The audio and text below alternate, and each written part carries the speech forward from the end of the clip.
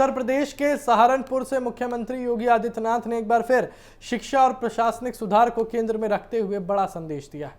School चलो अभियान के दूसरे चरण की शुरुआत के साथ ही सरकार ने साफ कर दिया है कि लक्ष्य सिर्फ योजनाओं का विस्तार नहीं बल्कि हर बच्चे को स्कूल तक पहुंचाना है। इस अभियान को लेकर राज्य भर में व्यापक स्तर पर तैयारी की गई है और सरकार का दावा है कि इसका सीधा असर नामांकन दर और शिक्षा व्यवस्था पर दिखाई देगा। सहारनपुर के इस कार्यक्रम में मुख्यमंत्री योगी आदित्यनाथ ने स्कूल चलो अभियान के दूसरे चरण का औपचारिक शुभारंभ किया और इस दौरान उन्होंने बच्चों को किताबें, स्कूल बैग और स्टेशनरी भी वितरित की। सरकार का फोकस इस बार उन बच्चों पर है जो या तो स्कूल से बाहर है या फिर बीच में पढ़ाई छोड़ चुके हैं। अधिकारियों के मुताबिक ये अभियान 1 जुलाई से 15 जुलाई तक पूरे उत्तर प्रदेश में चलाया जाएगा और इसका उद्देश्य 100% नामांकन सुनिश्चित करना है। मुख्यमंत्री ने अपने संबोधन में कहा कि शिक्षा केवल एक अधिकार नहीं बल्कि समाज और राष्ट्र निर्माण की सबसे मजबूत नींव है। उन्होंने अधिकारियों और शिक्षकों को निर्देश दिए कि कोई भी बच्चा शिक्षा से वंचित ना रहे।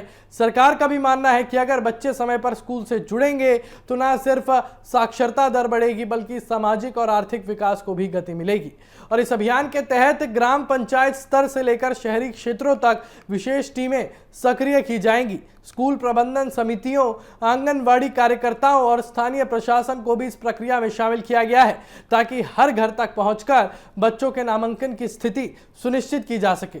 अब सरकार का दावा है कि ये सिर्फ एक सरकारी योजना नहीं बल्कि एक जन आंदोलन के रूप में आगे बढ़ाया जाएगा। और इस मौके पर मुख्यमंत्री योगी आदित्यनाथ ने यह भी कहा कि पिछले कुछ वर्षों में उत्तर प्रदेश की शिक्षा व्यवस्था में सुधार हुआ है और ड्रॉप आउट रेट में भी कमी आई है। उन्होंने कहा कि अब लक्ष्य है कि कोई भी बच्चा शिक्षा से वंचित ना रहे और हर स्कूल में गुणवत्तापूर्ण शिक्षा उपलब्ध कराई जाए।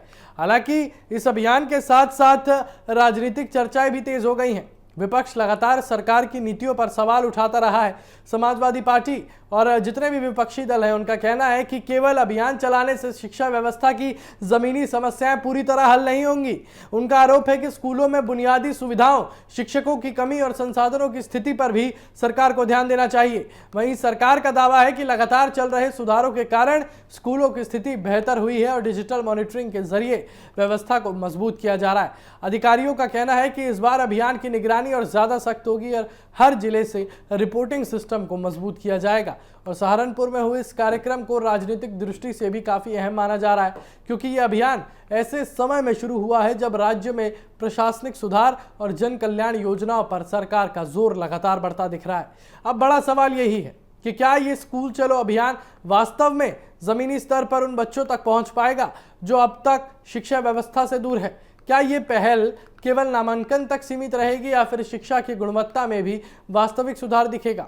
फिलहाल सरकार इस अभियान को एक बड़े बदलाव की शुरुआत बता रही है जबकि विशेषज्ञों की नज़र इसके क्रियान्वयन और परिणामों पर टिकी हुई है। आने वाले दिनों में साफ होगा कि ये पहल शिक्षा व्यवस्था में कितना वास्तविक परिवर्तन ला पाती है और क्या उत्तर प्रदेश का हर बच्चा वास्तव में स्कूल तक पहुंच पाता है या नहीं।